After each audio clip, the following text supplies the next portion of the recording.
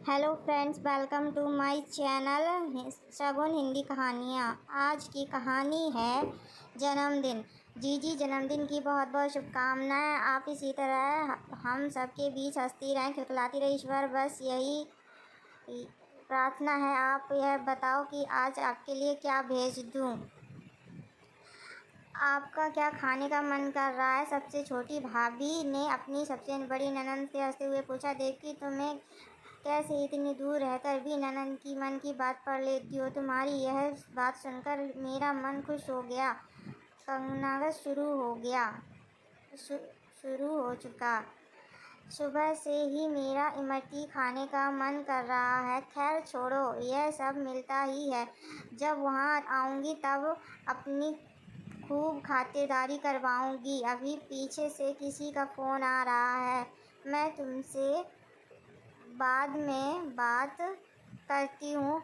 Phone का cut चुका था, पर हमेशा की तरह बड़ी जीजी सुमनलता जी का निशाना सही जगह लग चुका था। सुन, तू दुकान जा रहा है, मेरा एक काम कर दे। आज मेरी बड़ी बुआ की जन्मदिन, उनके लिए केक किलो दी।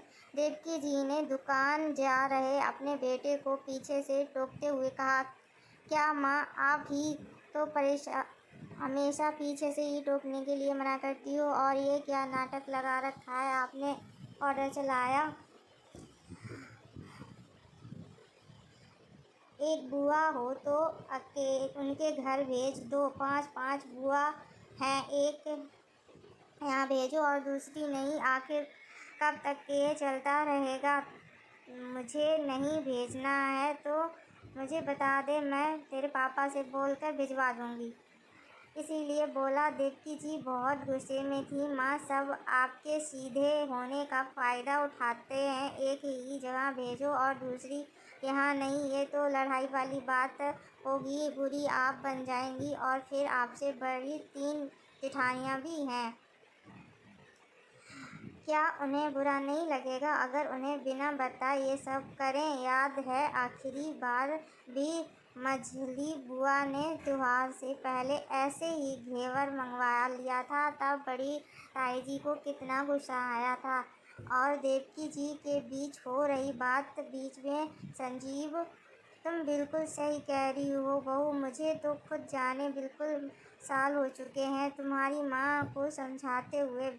विमलेश जी ने पीछे से आकर सुहानी की बात सार्थक की। और सालों से यही तो होता आ रहा है। इसके कदर देवकी जी अपनी मीठी मीठी बातों को अनेकों चीज़ों की कोरियर करवा लेती थीं। खुद ही पाँचों एक दूसरे को बताकर देवकी जी को बुरा बनाती और देवकी जी से बड़ी तीनों जेठानियाँ उन्हें अक्सर ही उन्हें बिना बताए सामान भेजने के लिए गुस्सा करती रहती थी।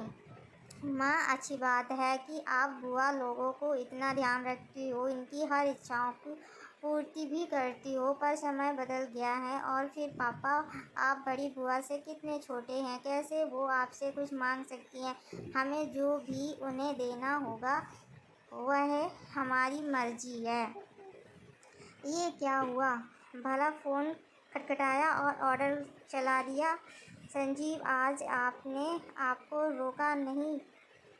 इंसान हक भी उसी से जताता है जिस पर उसका बस चलता है। कहने को तो उनकी 3 बड़ी भाभियाँ हैं, पर पूछती एक भी नहीं। और आज हमारे पास हैं तो हम कर रहे हैं, नहीं होगा तो नहीं करेंगे। वैसे ही बहन बेटियाँ देने से बरकत ही होती है।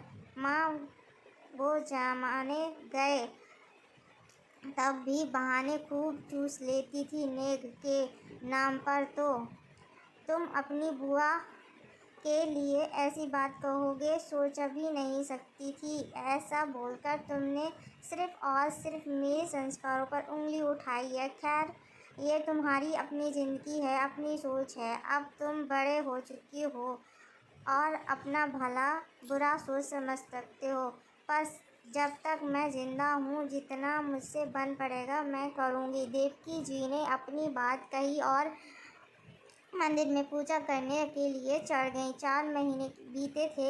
विमलेश जी को दिल का दौरा पड़ जाता।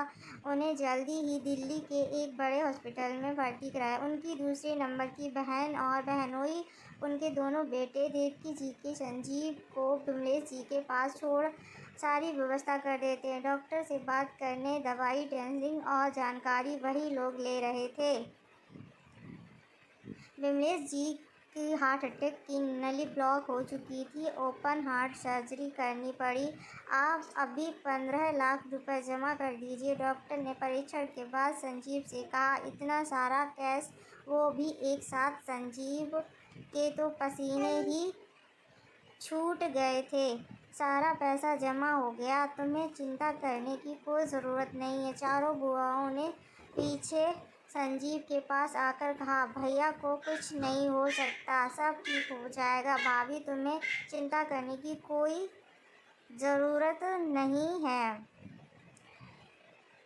देवकी जी के आंसू थमने के नाम नहीं ले रहे थे। उन्होंने ईश्वर का हाथ जोड़कर सबसे पहले वंदना की। भाभी, ये लो, सबसे पहले चाय पियो। कल से आपने कुछ भी नहीं खाया। अगर शरीर में की ताकत नहीं रही तो नंदों की सेवा कैसे करोगी?